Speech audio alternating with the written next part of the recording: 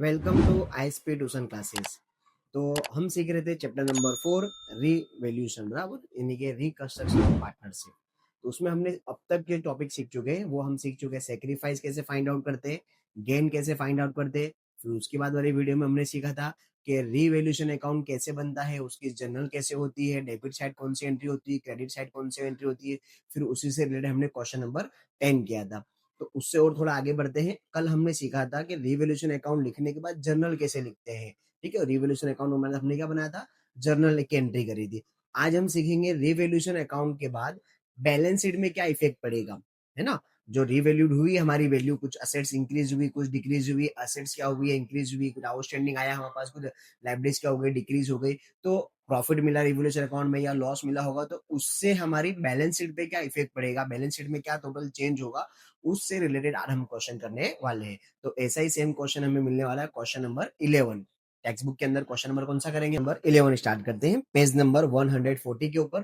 तो क्वेश्चन लिखा पहले है, क्वेश्चन पढ़ लेते पूरा अच्छे से। Manju, Prabha and Meena are the partners of partnership firm. Their profit loss sharing ratio is 5:3:2। Question starting पढ़ते समय जो रेशियो में स्टार्टिंग में मिल जाता है उसे कहते हैं हम ओल्ड रेशियो। ठीक है, फिर आगे लिखा हुआ they want to change their profit and loss sharing ratio 3:2:1। तो ये कौन सा रेशियो हो गया, न्यू रेशियो। लेकिन जब हम रिवैल्यूएशन अकाउंट बनाते हैं तो हमें न्यू रेशियो का कोई मतलब होता नहीं है, हमें सिर्फ कौन सा रेशियो ध्यान में रखना है, ओल्ड रेशियो ध्यान में रखना है।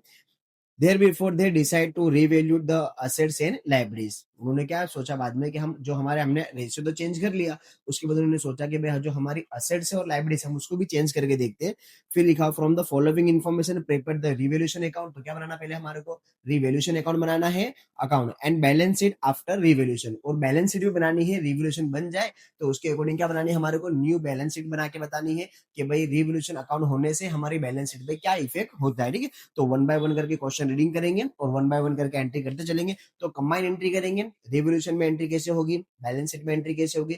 अच्छे से ध्यान से इस चैप्टर को समझना है, ये टॉपिक को बहुत अच्छे से समझना है, क्योंकि ये सेम टॉपिक हमें मिलने वाला है चैप्टर नंबर 5 में एंड चैप्टर नंबर 6 में, जो बोर्ड एग्जाम में 8 मार्क का क्वेश्चन आने वाला है। ठीक है, तो स्टार्ट करते हैं। फर्स्ट एडिशनल इन्फॉर्मेशन देखिए, एडजस्टमेंट दिया हुआ है, लिखा हुआ है the value of land building is to be increase by 25%। Increase by, देखो मैंने लास्ट टाइम भी समझाया था, इंक्रीज बाय वर्ड आ जाए या डिक्रीज बाय वर्ड आ जाए तो हम डायरेक्ट एंट्री कर सकते हैं, लेकिन यहाँ पे क्या दिया है, परसेंटेज, तो अमाउंट तो निकालनी पड़ेगी परसेंटेज की। चलो क्वेश्चन किसके ऊपर दिया, पहले बढ़े लैंड एंड बिल्डिंग के ऊपर। तो चेक करेंगे लैंड एंड बिल्डिंग की वैल्यू कितनी थी, 1 लाख।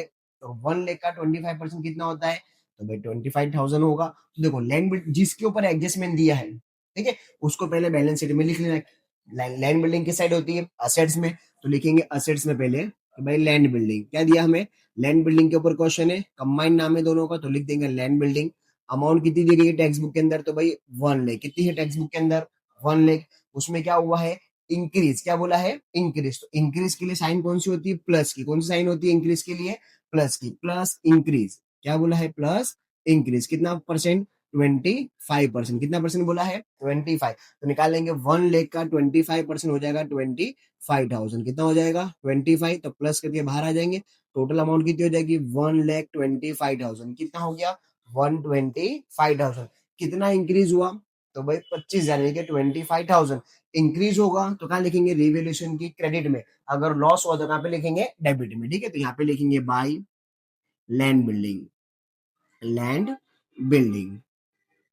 कितना प्रॉफिट हुआ भाई हमें, 25,000 का। फर्स्ट एडजस्टमेंट क्लियर हुआ, ठीक है। सेकंड लिखा हुआ है the value of furniture is to be reduce by 10%। Reduce मतलब होता है कम करना, क्या करना, कम करना। किसके ऊपर क्वेश्चन दिया है, तो ये क्वेश्चन दिया हमें फर्नीचर पे। किस पे दिया है, फर्नीचर। तो यहाँ पे लिखेंगे पहले तो फर्नीचर, फर्नीचर। अब चेक करेंगे फर्नीचर की वैल्यू कितनी है, जो वैल्यू टेक्स्ट बुक में होगी सेम वही वैल्यू लिखनी है। तो फर्नीचर की वैल्यू दी गई 30,000। कितनी दी गई है, 30,000 रुपए। यहाँ लिख देंगे भाई 30,000। उसमें क्या करना है हमारे को, रिड्यूस यानी कि डिक्रीज करना है। क्या करना है, डिक्रीज करना है। तो उसके लिए साइन कौन सी होती है, माइनस की, माइनस डिक्रीज। कितना परसेंट करना है, तो भाई 10% करना है। तो 30,000 का निकालेंगे कितना परसेंट, 10%। तो 30 का 10% कितना हो जाएगा, तो भाई 3,000। माइनस करके अब बाहर लिख देंगे तो 27,000। तो असेट्स में क्या हुआ, माइनस हुआ। तो जब जब हमारी असेट्स में माइनस होगा, माइनस मतलब होता है कम हो जाना, तो कम होगा तो क्या होगा, लॉस होगा। तो लॉस कहाँ पे लिखेंगे, डेबिट में। टू, किस में लॉस हुआ, तो भाई फर्नीचर में। तो फर्नीचर में लॉस हो गया। कितना लॉस हुआ है, तो 3000 का कितना लॉस हुआ है, 3000 का, यहाँ लिख देंगे 3000 रुपीज। क्लियर एकदम। नेक्स्ट लिखा हुआ है the value of machinery is to be kept 80%, यानी कि जो मशीन की वैल्यू है वो कितनी कर देनी है, 80% करनी है। ना तुम्हें बोला है कि इंक्रीज करना है, ना बोला है डिक्रीज करना है, सिर्फ क्या बोल दिया है उसकी वैल्यू कितनी कर देनी है, 80% कर देनी। तो जब भी तुम्हारे को इंक्रीज डिक्रीज ना बोले और क्या दे दे, कोई भी अमाउंट परसेंटेज में दे दे, किसमें दे दे, परसेंटेज में। तो याद रखना हमेशा तुम्हें कंपेयर करना 100 के साथ, किसके साथ कंपेयर करना है, 100 के साथ। तो मान लो कि हमारी वैल्यू कितनी है, 100% है। अब क्वेश्चन में कितनी दी है वो, 80%। कितनी दी है, 80%। तो बताओ हमारी वैल्यू डिक्रीज हुई या इंक्रीज हुई। अब कितना करना है उसको, 80% करना है। तो वैल्यू कोई भी हो हमेशा कितनी होती है, 100% होती है। अब उसकी वैल्यू कितनी हो गई, 80% हो गई, तो वैल्यू कम हुई ना। तो हमेशा किससे कंपेयर करना है, 100 से। किससे कंपेयर करना है, 100 से। तो अब वैल्यू कितनी हो गई उसकी, 80%। तो वैल्यू क्या हुई है, कम हो गई। क्या हुई है, कम। तो साइन किसकी आएगी, माइनस की। यहाँ लिखेंगे मशीन, मशीन चेक करेंगे कितनी वैल्यू दी गई मशीन की। तो मशीन की वैल्यू हमें दी गई 50,000, यहाँ लिखेंगे 50,000। अब क्या हुआ, कम हो गया ना, तो किसकी साइन आएगी, माइनस की, माइनस डिक्रीज। अब यहाँ पे देखना है कितना, 80% लिखना है कि कितना लिखना है, 80% जो होगा वो वैल्यू है हमारी, क्या है वो, 80 पर कीप इट मतलब होता है इतना आना चाहिए आंसर, 80% आंसर आना चाहिए। तो वो जो 80% है, 80% वो कहेगा आउटर कॉलम में, कहां पर आएगा, आउट। क्योंकि बोला नहीं कि इंक्रीज करना है या डिक्रीज करना है, उसकी वैल्यू कितनी आनी चाहिए, 80%। तो इन दोनों के बीच में डिफरेंट कितने का होगा, 20% का। कितने का डिफरेंट हो गया, 20, यानी कि लॉस कितना हुआ हमें, सिर्फ 20%। तो या तो तुम 20% निकाल दो, तो 20% निकालोगे तो यहाँ लिखना पड़ेगा 10,000, इस तरीके से कर सकते हो। या फिर तुम निकाल दो 80%, 80% टोटल आंसर है पे इतना ही आंसर आना चाहिए। तो 50 का 80% निकालेंगे तो आएगा 40,000। कितना आएगा, 40,000। इस तरीके से कर सकते हो। क्या हुआ, डिक्रीज हुआ, तो डिक्रीज के लिए क्या लिखेंगे, माइनस हो गया, तो लॉस हो गया, तो क्या लिखेंगे, डेबिट में। किसमें लॉस हुआ, मशीन में, तो यहाँ लिखेंगे मशीन। कितना लॉस हुआ भाई हमें, 10,000 का। कितना लॉस हो गया, 10,000 का। क्लियर। आगे बढ़ेंगे। The book value of closing stock is 5,000 more than market value. जब भी ये क्वेश्चन आए मोर देन और लेस देन वाला, ये ध्यान रखना हमेशा, मोर देन लिखा हो और लेस देन लिखा हो मार्केट वैल्यू से। तो अगर मार्केट से ज्यादा बुक में लिखा हुआ, मोर मतलब होता है ज्यादा। हमने हमारी टेक्स्ट बुक के अंदर जो स्टॉक की वैल्यू है वो मार्केट से ज्यादा लिख दी, किसे लिख दी, मार्केट से ज्यादा। तो कभी भी ज्यादा लिखना नहीं, कम करना पड़ेगा। क्या करना पड़ेगा, कम करना पड़ेगा।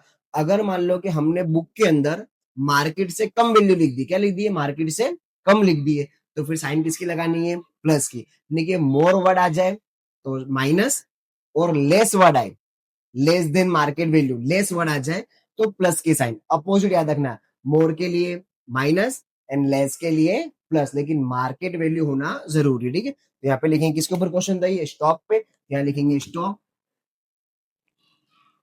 चेक करेंगे स्टॉक की वैल्यू कितनी दी गई है। देखो हमें क्लोजिंग स्टॉक दिया 40,000, कितना दिया है, 40,000। अब क्या बोला था इसके अंदर, मोर बोला है ना। देखो क्या लिखा हुआ है कि 5,000 मोर देन मार्केट वैल्यू। मोर मतलब होता है ज्यादा, यानी कि हमने 5,000 रुपए मार्केट से ज्यादा बता दिए, तो माइनस करना पड़ेगा लेस, कम करने पड़ेंगे इसमें से कितने, 5,000, बाहर आ जाएंगे 35,000।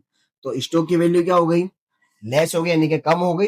कम होगा तो कहाँ पे लिखेंगे, डेबिट साइड में। किसमें लॉस हुआ हमें, स्टॉक में। यहाँ लिख देंगे स्टॉक कितना लॉस हुआ, तो वही 5,000 का लॉस हुआ। क्लियर एकदम। नेक्स्ट आगे लिखा हुआ है question number 5, total amount of 2,500 is to be kept for bad debt reserve on debtors. अब डेप्टर्स के ऊपर टोटल जो बैड डेट वो कितनी रखनी है, 2,500 रखना है। तो पहले तो लिख देंगे यहाँ पर डेप्टर्स, है ना, इतना नहीं सोचना, पहले लिख लो भाई क्वेश्चन किस पर है, डेप्टर्स के ऊपर। तो चेक करेंगे डेप्टर्स की वैल्यू कितनी है, तो डेप्टर्स की वैल्यू देंगे 25,000। यहाँ लिख देंगे पहले तो 25,000, ये लिख दिया हमने। अब एडजस्टमेंट में क्या बोला हुआ है कि टोटल अमाउंट ऑफ 2,500, जो टोटल है बेड डेप रिजर्व का कितना रखना है, 2,500 रखना है। तो रख देंगे यहाँ पर minus bad debt reserve, total कितना रखना है, 2,500, माइनस करके बाहर आ जाएंगे तो 22,500। अब देखो लॉस हुआ, तो अब तक हमने सब में क्या करा हुआ है, जितना लॉस आया जितना प्रॉफिट हुआ डायरेक्ट एंट्री कर दी, 3,000 का 3,000, 10,000 का 10,000, 5,000 का 5,000 हमने डायरेक्ट लिख दिया। तो इसको भी डायरेक्ट लिख दिया, नहीं, इसको कभी डायरेक्ट लिखना नहीं है। बैड डेब हो, बैड डेब रिजर्व हो, ये डायरेक्ट लिखना नहीं है।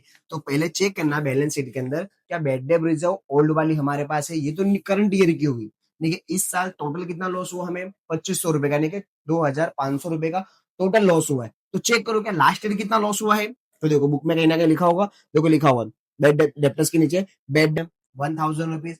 तो पिछले साल से हमारा लॉस कंपेयर करना है कि पिछले साल इतना लॉस हुआ था, इस साल टोटल इतना लॉस हुआ है, तो लॉस में कितना इंक्रीज हुआ है कितना डिक्रीज हुआ है। तो पिछले साल 1000 का लॉस था और इस साल कितने का लॉस हुआ, टोटल 2500 का। तो लॉस में क्या हुआ, इंक्रीज हुआ है, लॉस हमारा और बढ़ गया। तो जब जब लॉस बढ़ेगा हमारा तो क्या होगा, हमें लॉस होगा ना भाई, बैड डेट हमारी बढ़ गई लेकिन पैसे और डूब रहे हमारे, तो हमारा क्या होगा, लॉस होगा। तो लॉस कहाँ पे लिखते हैं हम लोग, डेबिट साइड पे। यहाँ लिखेंगे bad debt reserve, bad debt reserve. तो इस साल कितना लॉस हुआ है हमें, 1500 का। बोलोगे सर वहां तो 2500 लिखा हुआ है। इस साल टोटल 2500 का लॉस हुआ है, बट एक्चुअली लास्ट ईयर कितना लॉस हुआ था, 1000 का। तो 1000 तो ऑलरेडी हम लॉस में थे ही, टोटल लगे कितना लॉस हो गया, 2500 का। तो इस साल कितना हमारा इंक्रीज हुआ है लॉस के अंदर, तो 1500 का सिर्फ क्या हुआ है, इंक्रीज हुआ है। तो यहाँ पे कितना लिखना, 1500। यहाँ पे लिख देता हूँ कैसे लिखा हुआ, 2500 में से हमने क्या करा, 1000 को माइनस कर दिया, तब जाके कितना आया, वो 1500 आया हुआ। ठीक है, नेक्स्ट पढ़ते क्या लिखा हुआ है। नेक्स्ट लिखा हुआ है an amount of 3000 among the creditor is now not to be paid, यानी कि जो हमारे क्रेडिटर्स थे अब उनको 3000 रुपए देने की जरूरत नहीं है। अब हमें उनको 3000 रुपए देने नहीं देने हैं तो हमारा प्रॉफिट होगा। तो ये पता होना चाहिए क्रेडिटर्स आते कहाँ पर है। तो जिनको आइडिया है कि कहाँ पर आते, तो उनको तो पता है कि लाइब्रेरीज में आते हैं। कुछ बच्चों को याद नहीं होते नाम कि सर ये नाम कहाँ पे लिखना है। तो बैलेंस शीट में ना सब जितने भी एडजस्टमेंट होते हैं असेट्स को लाइब्रेरीज के, उनके नाम तुम्हें यहाँ पर दिए होते हैं बैलेंस शीट के अंदर। तो चेक कर लेते हो, यहाँ पे लिखे क्रेडिटर्स, कहाँ पे दिए हैं, लाइब्रेरीज में क्रेडिटर्स दिए, तो वहीं पे लिख देना हमें क्रेडिटर्स। यहाँ लिख देंगे क्रेडिटर्स, क्रेडिटर्स कितने दिए भाई, 40,000। नोट टू बी पेड, कितना पेमेंट नहीं करना है, तो 3000 का। तो नहीं करना है तो माइनस करेंगे, लेस 3000 रुपीज। आउट ऑफ में कितना आ जाएगा, 37,000। कितना आ जाएगा यहाँ पर, 37,000। तो कितना पेमेंट करना था, 40, अब कितना करना पड़ेगा, 37। तो लाइब्रेरीज क्या होगी हमारी, कम होगी। तो जब जब लाइब्रेरीज कम होगी तो हमें प्रॉफिट होगा। तो कहाँ पे लिखा जाएगा, क्रेडिट में, यहाँ लिखेंगे क्रेडिटर्स। क्या लिखेंगे यहाँ पर, क्रेडिटर्स। कितना अमाउंट लिख देंगे, तो 3000 रुपीज। आई बात समझे। नेक्स्ट पढ़ते हैं। नेक्स्ट लिखा हुआ है interest on bank loan for the last 3 month is outstanding. जो हमने बैंक से लोन ली होगी तो उस पे हमारा आउटस्टैंडिंग है इंटरेस्ट, कितने मंथ का, 3 मंथ का। तो पहले तो चेक करनी पड़ेगी भाई लोन कितनी है और कितने परसेंटेज की लोन है। ठीक है, तो चेक करेंगे लाइब्रेरीज के अंदर। तो दी गई है 12% की बैंक लोन। कितने परसेंट की है, 12% की। तो लिख देंगे यहाँ पर 12%, 12% बैंक लोन। क्या लिख देंगे यहाँ पर, 12% बैंक लोन। कितनी अमाउंट दी गई, 30,000। कितनी दी गई है, 30,000। 30,000 रुपए की हमने बैंक से लोन ली है, कितने इंटरेस्ट के ऊपर, 12% ईयरली इंटरेस्ट के ऊपर। तो निकालेंगे उसका, तो भाई 30,000 मल्टीप्लाई 12%, तो ईयरली कितना आ जाएगा, 12 3 जा 36। ठीक है, ईयरली हमें बैंक को कितना इंटरेस्ट पे करना पड़ेगा, 3,600। ये तो हो गया ईयरली। लेकिन क्वेश्चन में कितने मंथ का पूछा है, 3 मंथ का। कितने मंथ का पूछा है, 3 मंथ का। तो जब भी तुम्हें क्वेश्चन मंथली पूछा जाए, कैसा पूछा जाए, मंथली। तो जिसके ऊपर क्वेश्चन इंटरेस्ट के ऊपर क्वेश्चन है, किसके ऊपर क्वेश्चन है, इंटरेस्ट के ऊपर, तो इंटरेस्ट लिख देंगे। जितने मंथ का क्वेश्चन है उससे मल्टीप्लाई कर देंगे, और ईयरली कितने मंथ होते हैं, 12 डिवाइड कर देंगे। तो 12 3 जा, तो 3 3 जा 9। तो कितना इंटरेस्ट आ जाएगा, 900। कितना आ जाएगा, 900। यानी कि 3 महीने का हमें बैंक को इंटरेस्ट कितना पे करना पड़ेगा, 900। इंटरेस्ट हमेशा प्लस करना है, क्या करना है, प्लस, प्लस इंटरेस्ट 900 प्लस करके आउटर कॉलम में 30,900। अब हमारी लाइब्रेरीज क्या हो गई, बढ़ गई। लाइब्रेरीज क्या हो गई, इंक्रीज हुई ना। पहले 30,000 की थी, अब 30,900 रुपए की होगी, बढ़ गई। तो क्या होगा, लॉस होगा। तो डेबिट साइड में लिखेंगे इंटरेस्ट 900 रुपीज। आए समझ में। तो अब सारे हमारे क्या हो गए, एडजस्टमेंट कंप्लीट हो गए। जैसे हमारे एडजस्टमेंट सारे कंप्लीट हो जाते हैं तो जो हमारी बैलेंस शीट हमें टेक्स्ट बुक में दी गई है उसकी सारी एंट्री हमें इस बैलेंस शीट के अंदर करनी है। जो एडजस्टमेंट थे वो तो हमने सॉल्व कर लिए कि जिसमें इंक्रीज हुआ, किसी में डिक्रीज हुआ, किसी में प्रॉफिट हुआ, किसी में लॉस हुआ। पर कुछ लाइब्रेरीज और कुछ असेट्स ऐसी होती है ना तो उसमें इंक्रीज होता है ना तो उसमें डिक्रीज होता है। वो एग्जैक्ट जो लास्ट ईयर थी अभी भी कैसी है, एग्जैक्ट सेम ही है। तो उनको जैसे दी गई है वैसा एग्जैक्ट कैसा उतार देना हमें, सेम टू सेम। क्योंकि है तो हमारी असेट्स और लाइब्रेरीज, आगे कैरी फॉरवर्ड करेंगे, हम उसको छोड़ तो सकते नहीं है, तो सारी एंट्री हमें इस बैलेंस शीट के अंदर करनी वन बाय वन करके। तो स्टार्ट करेंगे सबसे पहले लाइबिलिटी से। कहां से स्टार्ट करनी है? हमेशा लाइबिलिटी से। तो चेक करेंगे लाइबिलिटीज में सबसे पहले क्या नाम लिखा हुआ है। तो लाइबिलिटीज में सबसे पहले लिखा हुआ है कैपिटल और नीचे दिया करंट अकाउंट। तो ये दो ध्यान नाम से समझ लेना कैसे होती है, आगे बहुत क्वेश्चन में काम आएंगे। Capital account and current account, जब भी ये दो नाम साथ में दिए हो तो कैपिटल अकाउंट का जो भी अमाउंट होगा, ध्यान से समझना, कैपिटल अकाउंट का जो भी अमाउंट होगा उसमें कभी भी कोई भी चेंजेस करना नहीं है। आई बात समझ में? Capital account and current account, जब भी दो नाम साथ में होंगे तो कैपिटल अकाउंट का जो भी बैलेंस होगा, है ना, जो भी उसकी अमाउंट होगी उसमें तुम्हें कोई भी चेंजेस करना नहीं, जैसी अमाउंट है एग्जैक्ट वैसे ही लिख देना है। करंट अकाउंट का जो बैलेंस होगा उसमें चेंज होगा, क्या होगा? उसमें चेंज होगा, या तो उसमें कुछ अमाउंट प्लस होगी या तो उसमें कुछ अमाउंट क्या होगी? माइनस होगी। जैसे हम रिवोल्यूशन अकाउंट को जब क्लोज करेंगे तो उसके दो आंसर आ सकते हैं, दो में से कोई एक, या तो प्रॉफिट आ सकता है या तो क्या आ सकता है? लॉस आ सकता है। प्रॉफिट अगर आता है तो करंट अकाउंट को जो भी बैलेंस होगा उसमें इस प्रॉफिट को क्या कर देना है? ऐड यानी कि प्लस कर देना है। आई बात समझे? अगर मान लो कि लॉस आ गया तो करंट अकाउंट का जो भी बैलेंस है उसमें से वो लॉस क्या कर देना है? हमें माइनस कर देना है। क्या कर देना? उसमें से माइनस कर देना। ठीक है, आगे बात समझ में? जब भी दो साथ में होंगे तो कैपिटल में कुछ भी चेंजेस करना नहीं है, तो हम कैपिटल को जैसा दिया है एग्जैक्ट उतार देते हैं। तो कैपिटल अकाउंट, कैपिटल अकाउंट, नाम पढ़ लेते, क्या नाम था हमारे पार्टनर का? तो मंजू, प्रभा और मीना। मंजू, प्रभा और मीना। एग्जैक्ट जैसी अमाउंट है सेम टू सेम उतार देनी है। 150, 40 एंड 30 अमाउंट देखिए, 40,000 एंड 30,000। टोटल चेक करेंगे कितना दिया हुआ है, तो टोटल दिया हमारे को 2,20,000। तो 2,20,000 कंप्लीट। उसके बाद लिखेंगे नीचे current account, current account same नाम लिखेंगे, मंजू, प्रभा एंड मीना। लेकिन इसका जो अमाउंट दिया है वो लिखना नहीं है। रीजन क्या है कि हम जब इसको क्रॉस करेंगे तो इसका प्रॉफिट होगा या तो लॉस होगा, उसके अकॉर्डिंग यहाँ पर अमाउंट निकलेगी। अगर प्रॉफिट हुआ तो जो अंदर बैलेंस दिया है उसमें वो प्रॉफिट क्या करेंगे? प्लस कर देंगे। अगर लॉस हुआ तो क्या कर देंगे? उसमें से माइनस कर देंगे। चलो आगे बढ़ते हैं।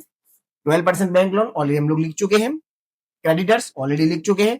क्या बाकी बिल्स पेबल कहीं पे लिखा अभी तक? नहीं, जैसा दिया है एग्जैक्ट उतार देना है। बिल्स पेबल यहाँ पे लिख देंगे, बिल्स पेबल, बिल्स पेबल।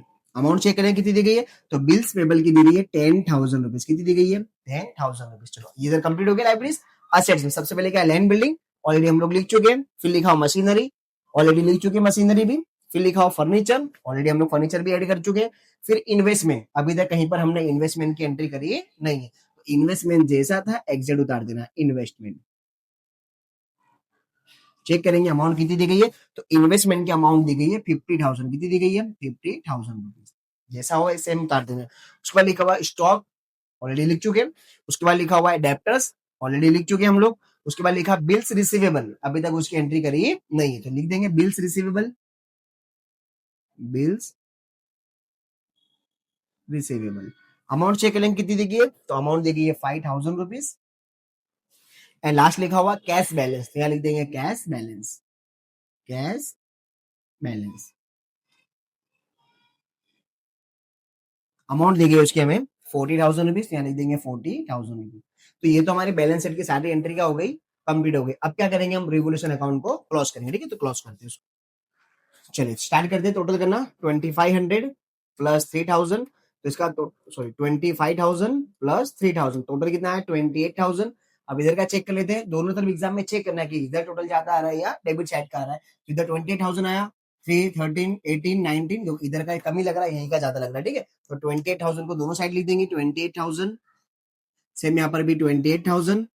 ऊपर की अमाउंट क्या कर देनी? माइनस, तो करेंगे minus 3,000, minus 10,000, minus 5,000, minus 1,500 and minus 900। तो टोटल प्रॉफिट कितना आया? 7,600 रुपीज का क्या आ गया? प्रॉफिट आ गया। यहाँ लिख देंगे 7,600। ये क्या हो गया? हमारा प्रॉफिट हुआ है। तो यहाँ लिखेंगे प्रॉफिट टू प्रॉफिट। अब ब्रैकेट में क्या लिखेंगे? करंट। क्या लिखेंगे यहाँ पर? करंट, यानी कि ये प्रॉफिट को हमें कहाँ पे ट्रांसफर करना है? करंट अकाउंट के अंदर। कहाँ पे ट्रांसफर करना है? करंट अकाउंट में। तो हमारे पार्टनर कौन थे? मंजू, प्रभा और मीना, है ना, मंजू, प्रभा और मीना। तो कल हमने लास्ट वीडियो में सीखा था कि जब हमारा प्रॉफिट होता है तो हम उसको कैसे डिस्ट्रीब्यूट करते हैं, कौन से रेशियो में, ओल्ड रेशियो में। कौन से रेशियो में, ओल्ड। हमेशा प्रॉफिट को या लॉस को कौन से रेशियो में डिस्ट्रीब्यूट करना है, ओल्ड रेशियो में। तो डिवाइड करना कल सीखे थे, कैसे सीखे थे कि भाई total amount divide by total ratio. तो हमें पता होना चाहिए कि हमारा ओल्ड रेशियो कितना है। तो इस क्वेश्चन के अंदर ओल्ड रेशियो हमें दिया है, कितना रेशियो दिया है, 5:3:2। कितना दिया है, 5:3:2। तो कैसे सॉल्यूशन करेंगे, तो टोटल अमाउंट कितना है 7600, रेशियो का टोटल कितना हो रहा है 10, तो डिवाइड बाय कितना करेंगे 10, और फिर क्या करना है, मल्टीप्लाई की साइन क्या करनी है, प्रेस करनी है। तो चलो करते हैं, 7600 डिवाइड बाय 10, मल्टीप्लाई की साइन दबा देनी है। तो आंसर कितना है 760। अब पहला रेशियो कितना है 5 है, तो 5 एंड इक्वल, क्या दबाना है 5 एंड इक्वल। तो कितना आंसर आया 3800। फिर रेशियो कितना है 3 है, तो 3 इक्वल कितना है 2280, यहाँ लिख देंगे 2280। फिर कितना है 2 है, तो 2 करके इक्वल कितना है 1520, यहाँ लिख देंगे 1520। आया तो समझ में। तो ये तो हो गया हमारा प्रॉफिट। अब ये प्रॉफिट किसको दिया जाएगा, जो अभी हमारे करंट अकाउंट होल्डर पार्टनर दे, जिनका करंट अकाउंट है, क्या है करंट। कैपिटल अकाउंट में कुछ भी देना नहीं, किसमें देना, ट्रांसफर करना है ये करंट अकाउंट में। तो चेक करेंगे हमारा करंट अकाउंट का बैलेंस कितना दिया है। लो करंट अकाउंट का बैलेंस पहले वाले का कितना है 10,000, सेकंड का कितना है 20 एंड थर्ड वाले का कितना है 9,000। तो ठीक है, यहाँ पे रफ में सॉल्यूशन करते हैं, फिर वहां पे डायरेक्ट अमाउंट लिखेंगे। मंजू, प्रभा एंड मीना, इसका कितना दिया था भाई हमारे को 10, 20 एंड 9, 10, 20 एंड 9, ये इनका दिया है करंट अकाउंट का बैलेंस। अब ये जो प्रॉफिट हुआ है इसमें क्या करना है, ये प्लस, क्या करना है प्लस। अगर लॉस होता, क्या होता लॉस, तो क्या कर देते इसमें से माइनस। ठीक है, चलो पहला कितना प्रॉफिट हुआ 3800 का, कितने का प्रॉफिट हुआ 38 का। फिर सेकंड कितना हुआ 2280 का। फिर कितना हुआ 1520 का। आया समझ की बात। चलो प्लस कर देंगे सबको, तो 10,000 प्लस 3800 कितना आया 13,800। ये पहले वाले का टोटल आ गया, लिख देंगे यहाँ पर 13,800, ये पहले का आंसर आ गया। ठीक है, सेकंड का 20,000 प्लस 2280 कितना है 22,280 बराबर। तो यहाँ पे लिख देंगे 22,280। आया सेकंड वाले का भी। अब थर्ड वाले का, तो 9,000 प्लस 1520, इसका आ गया 10,520। कितना आ गया 10,520, तो 10,520। अब तीनों को प्लस करके कहाँ पे लिख देना, आउटर कॉलम में, प्लस 22,280 प्लस 13,800 कितना आ गया 46,600, यहाँ लिख देंगे 46,600। तो हमारी सारी एंट्री क्या हो गई है, कंप्लीट हो गई है। अब दोनों साइड का बैलेंस कैसा आना चाहिए, हमेशा एग्जैक्ट सेम आना चाहिए। तो चेक करते हैं कि दोनों साइड का टोटल कितना आता है। चलो 2,20,000 प्लस 46,600 प्लस 30,900 प्लस 37,000 प्लस 10,000। तो यहाँ का टोटल कितना आ रहा है 3,44,500। यहाँ पे कितना आया 3,44,500। तो इधर प्लस करने पर भी कितना आना चाहिए, एग्जैक्ट सेम ही आना चाहिए। तो चलो चेक करते इधर का 1,25,000 plus 27,000 plus 40,000 plus 35,000 plus 22,500 plus 50,000 plus 5,000 plus 40,000, कितना आया 3,44,500। दोनों साइड का एग्जैक्ट टोटल कैसा आएगा, हमेशा सेम आएगा। कैसा आएगा, सेम आएगा। ठीक है, तो ये जो क्वेश्चन हमने सॉल्व करा हुआ है, बोर्ड एग्जाम में इस चैप्टर में से ये क्वेश्चन नहीं आने वाले। ये हो सकता है कि हमारी फर्स्ट एग्जाम हो या मंथली एग्जाम में टेस्ट होती हो तो स्कूल के अंदर, उनमें ये क्वेश्चन सर टीचर तुम्हें पूछ सकते हैं। लेकिन बोर्ड एग्जाम में इस चैप्टर से ये क्वेश्चन नहीं आएगा। लेकिन ऐसा ही सेम क्वेश्चन तुम्हें कहाँ पे मिलेगा, लेसन नंबर 5th में एंड लेसन नंबर 6 में। ठीक है, उसमें 2 अकाउंट एक्स्ट्रा और बनेंगे। तो जब हम चैप्टर स्टार्ट करेंगे तो उसमें समझाऊंगा कि कौन सी एंट्री होती है, कैसे उसके अंदर एडजस्टमेंट सोल्व होगे, क्या क्या एंट्री उसके अंदर चेंज होगी। तो ये ध्यान से समझ लेना। कैसे करा हमने कि जिसमें हमें प्रॉफिट हुआ है उसको क्रेडिट में लिख दिया, जिसमें लॉस हुआ है उसको कहाँ पे लिख दिया हमने, डेबिट में लिख दिए।